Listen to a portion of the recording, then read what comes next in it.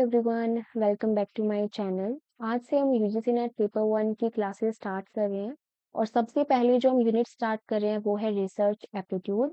ठीक है, तो देखो रिसर्च एप्टीट्यूड का पहले मतलब समझ लेते हैं क्या होता है कि जब भी कंसेप्ट स्टार्ट होगा तो हम अच्छे से रिलेट कर पाएंगे, क्योंकि अगर हमें मीनिंग अच्छे से क्लियर होगा तो हमें अपने आप ही कंसेप्ट समझ में आता चला जाएगा। तो देखो रिसर्च एप्टीट्यूड क्या होता है। रिसर्च एप्टीट्यूड का मतलब है रिसर्च करने की एबिलिटी, किसी प्रॉब्लम को लॉजिकली, सिस्टमेटिकली और साइंटिफिकली समझने की स्किल। मतलब चीजों को सिर्फ यहाँ पे पढ़ना नहीं है, ठीक है, बल्कि क्वेश्चन पूछना है, डाउट करना है, ऑब्जर्व करना है और प्रूफ के साथ आंसर देना है। देखो एक एग्जांपल से समझते हैं कि रिसर्च होता क्या है, ये रिसर्च एप्टीट्यूड है क्या। मान लो एक क्वेश्चन है कि ऑनलाइन स्टडी से स्टूडेंट की परफॉर्मेंस इंप्रूव होती है या नहीं। ठीक है, अगर आप बस अपना ओपिनियन दे दो कि हाँ शायद होती होगी, मुझे इतना कुछ खास पता नहीं है, कि चलो होती ही होगी, ठीक है, तो ये रिसर्च नहीं है। ठीक है, रिसर्च कैसे होगी। मान लो आप 50 स्टूडेंट्स का डाटा कलेक्ट करो, फिर उनके मार्क्स को आपस में कंपेयर करो, फिर उनका रिजल्ट एनालाइज करो और फिर आप अपना कंक्लूजन दे रहे हो ना, तो वो रिसर्च होती है। ठीक है, देखो एक रिसर्चर की थिंकिंग को हम नॉर्मल थिंकिंग से डिफरेंशिएट करते हैं ताकि हमें और अच्छे से समझ आ जाए। ठीक है, कि रिसर्चर क्या चाहता है, रिसर्चर कैसे सोचता है। देखो नॉर्मल थिंकिंग हुई कि मान लो कि सब लोग बोल रहे हैं कि ये बात सही है, तो चलो सही होगी मान लेते हैं। लेकिन रिसर्चर कैसे सोचता है, उसके पीछे एविडेंस क्या है, अगर ये बात सही है तो क्यों है, इसके पीछे रीजन ढूंढने की कोशिश करेगा। ठीक है, अब देखो रिसर्च एप्टीट्यूड की मेन क्वालिटीज क्या होती हैं।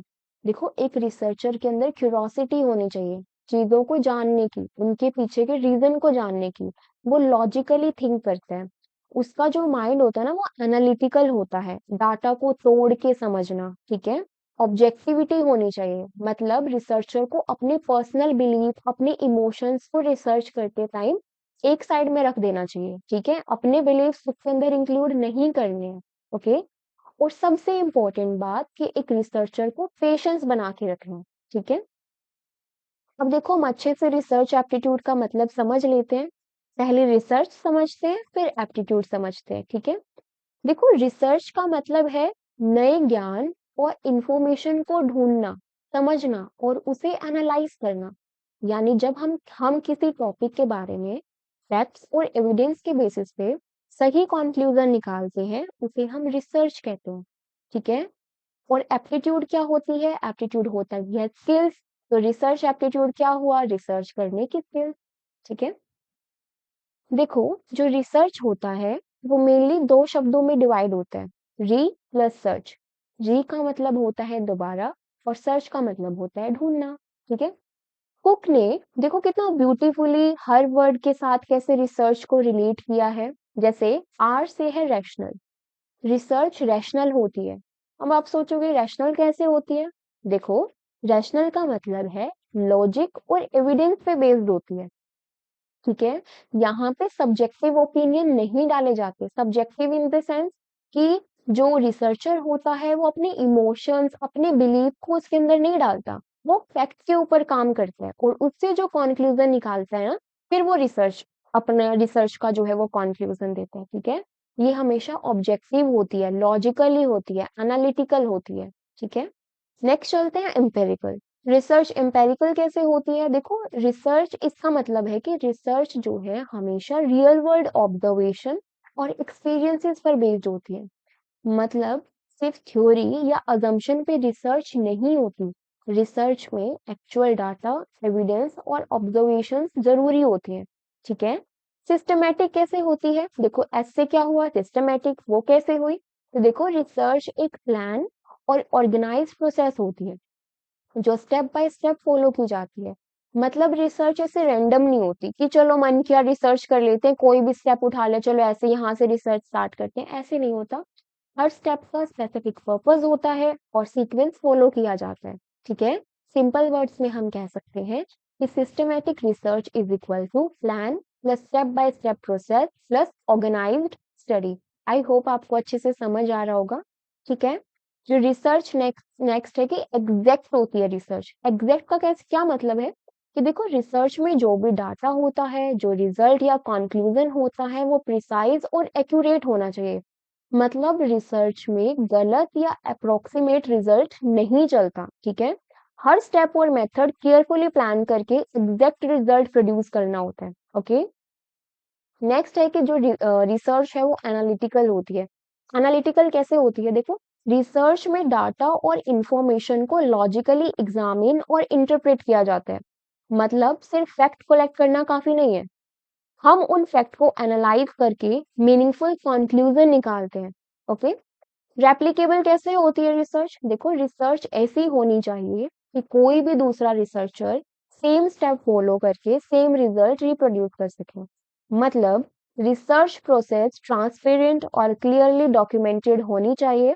अगर दूसरा रिसर्चर आपकी एक्सपेरिमेंट या स्टडी रिपीट करे तो उसे भी सेम ही रिजल्ट मिले, ठीक है। क्रिटिकल कैसे होती है, देखो रिसर्च में हर फैक्ट, डाटा और कंक्लूजन को लॉजिकली इवैल्यूएट और क्वेश्चन करना जरूरी है। मतलब रिसर्च ब्लाइंडली एक्सेप्ट नहीं होती।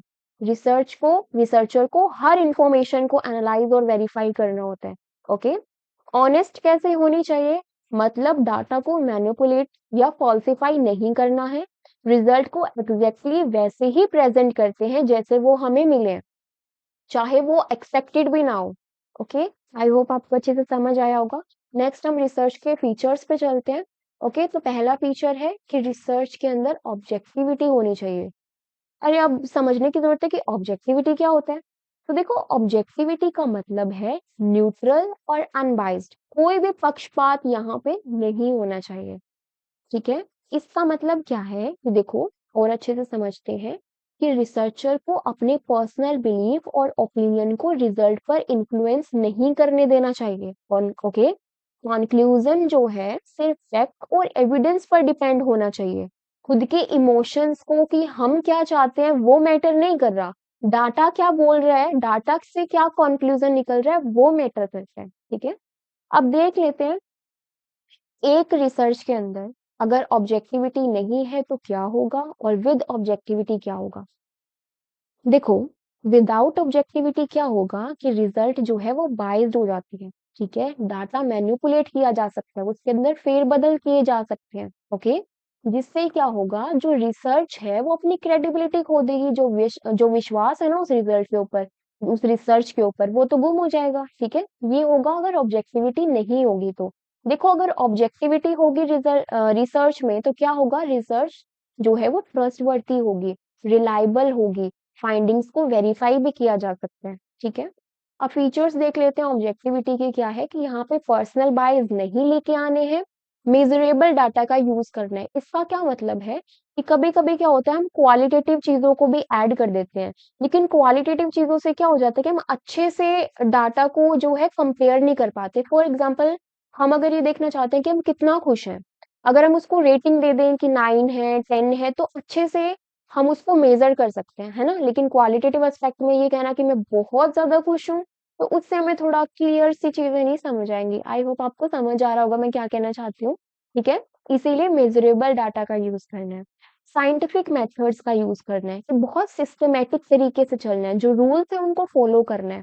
और फैक्ट पे बेस्ड होती है रिसर्च, इमोशंस पे नहीं, ठीक है। उसके अलावा अलो एप्लीकेशंस बाय अदर, ऑब्जेक्टिविटी एक की फीचर होती है, ठीक है, जो कि रेप्लिकेबिलिटी वहां से आती है कि दूसरे रिसर्चर भी उसको फॉलो कर पाए। नेक्स्ट हम एक एग्जांपल से समझते हैं कि इमेजिन हमें करना है कि एक रिसर्चर है, स्टडी कर रहे हैं कि ऑनलाइन एजुकेशन बेटर है ऑफलाइन एजुकेशन से। अगर रिसर्चर पर्सनली ऑनलाइन क्लास पसंद करता है और डाटा को मैनिपुलेट करता है और ये प्रूव करने के लिए कि ऑनलाइन बेटर है, तो ये लैक ऑफ ऑब्जेक्टिविटी हो जाएगा।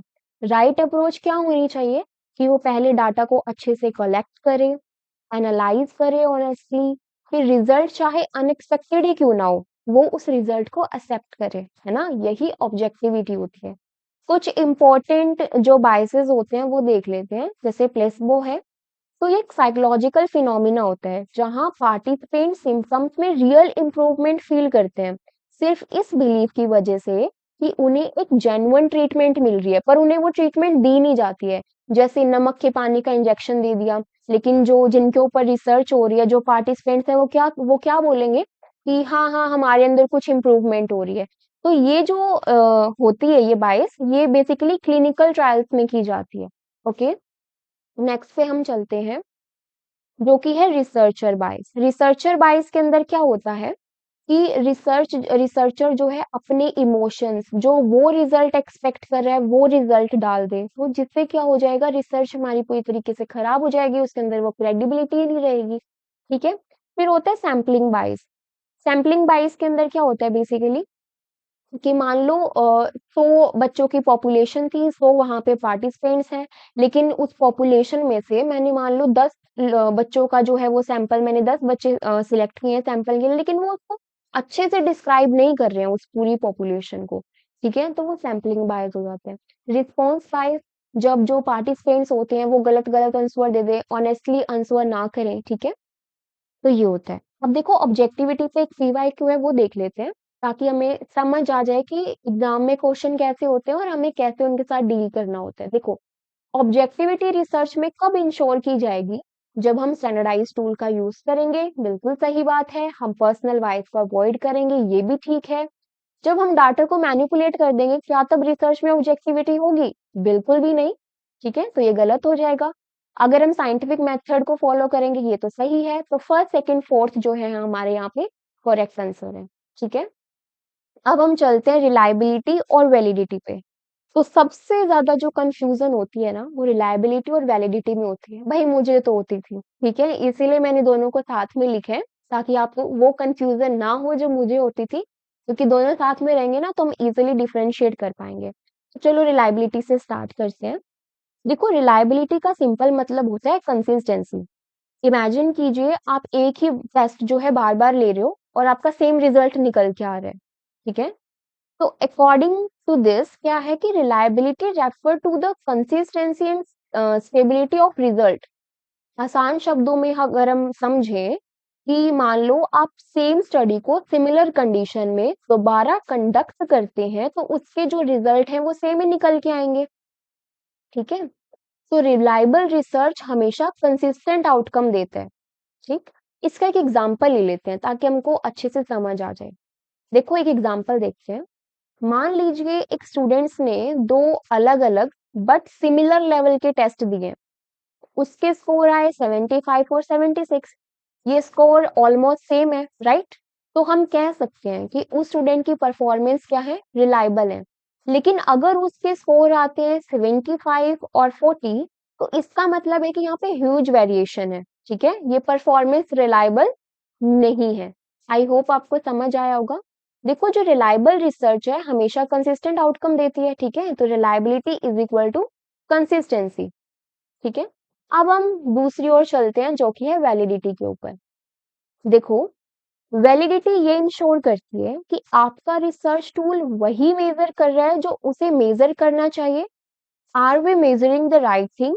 Is the result accurate? ठीक है, इसका भी एक एग्जांपल देखते हैं। मान लो हाइट मेजरमेंट के ऊपर देख लेते हैं।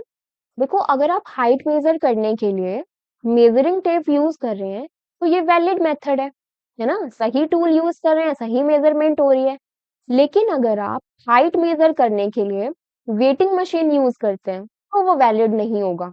मशीन वेट मेजर करती है। ठीक है, मशीन वेट जो है वो, वेटिंग मशीन जो है वो वेट को मेजर करेगी, हाइट नहीं।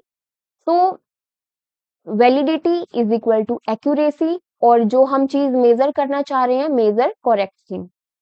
ओके, तो देखो, कंक्लूजन अगर हम निकालें कि कौन सा ज्यादा इंपॉर्टेंट है, वैलिडिटी या रिलायबिलिटी, तो एक इम्पोर्टेंट नोट ये है कि वैलिडिटी को अक्सर रिलायबिलिटी से ज्यादा इम्पोर्टेंट माना जाता है, क्योंकि एक मेजरमेंट रिलायबल तो हो सकता है, पर अगर वो गलत चीज मेजर कर रहा है, उस कंसिस्टेंसी का कोई फायदा नहीं है।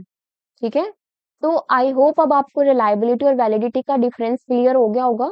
तो ये क्वेश्चन भी आया था जब मैंने एग्जाम दिया था ना, तो क्वेश्चन आया था कि वैलिडिटी ज्यादा इंपॉर्टेंट है रिलायबिलिटी से। ठीक है, ये ध्यान में रखना है। तो आज के लिए हम जो है सिर्फ इतना ही करते हैं, ठीक है? जो बाकी के फीचर्स हैं, वो हम कल के लेक्चर में